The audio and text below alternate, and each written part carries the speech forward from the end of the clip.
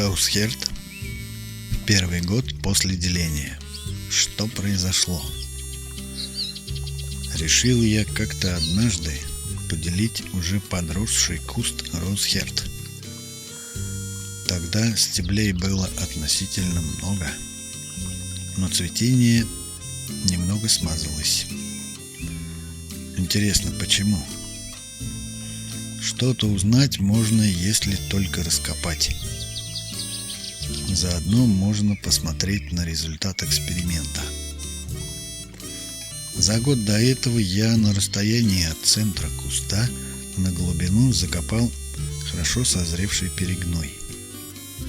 Вот ведь какую коварность придумал, а? Перегной тот был хорошо созревший, как смесь компостного перегноя и остатков навозного перегноя. Ну вот, значит, взял лопату и полетел благое дело творить. Может, чего неведомое мне откроется. Вот сколько ни копаюсь, ни одного алмаза не попалось. Плохо копал, наверное. И вот копаю я, копаю, все глубже и глубже. И вдруг бац! Елочки кудрявые! Откопал. Какая радость! И что же такого интересного я нашел? Ничего. Круто, правда? Корень в нормальном состоянии.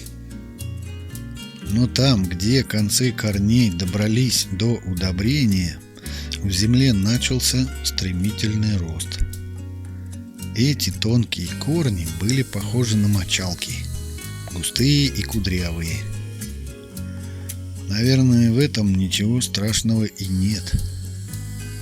Не помню, где прочитал когда-то, но суть в том, что растения, механизм процесса роста плодов или цветков могут переключать на рост зеленой части. Как яблони в холодные дни сбрасывают цветки и начинают рост листьев. Тут и азот может играть не последнюю роль, а последствия могут быть очень даже неприятными. В моем случае цветение было, и все бутоны распустились, но немного смазались. Что же касается глазков, то они расположились рядом, кучкой, близко друг к другу, и вот в этом появилась трудность деления. Делить и обновлять корни для формирования новой правильной корневой системы – это полезно. Результат потом сказывается на цветении. К этой светлой мысли я пришел не сразу, когда видел и сравнивал результаты.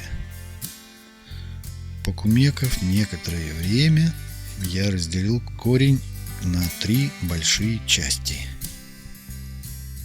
Их я и посадил в разные места. Самое непредсказуемое, как оказалось, было еще впереди.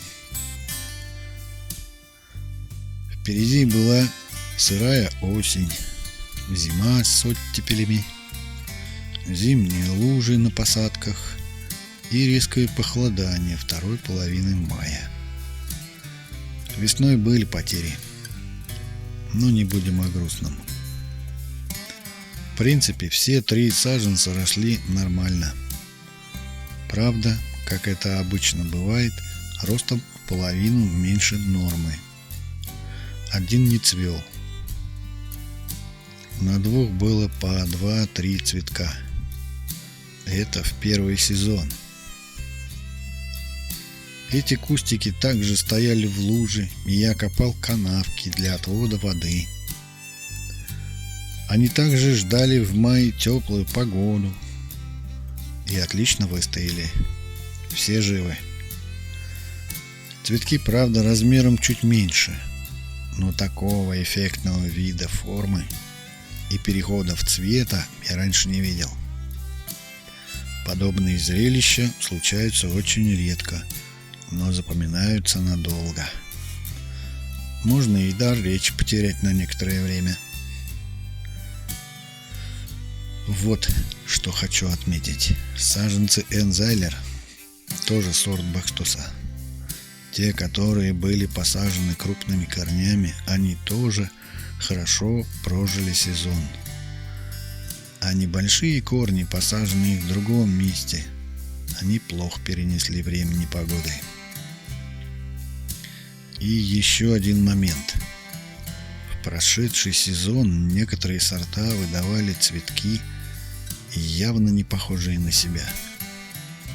А у Роузхерд в этом плане оказалось все надежно и никаких проблем. А что получилось с цветением, смотрите сами. Надеюсь, и вам понравится. Хотите, я вам открою один простой секрет. Не ждите, что завтра цветок станет еще краше. Снимайте сегодня и живите сейчас. И будьте здоровы. На этом все. Спасибо за внимание.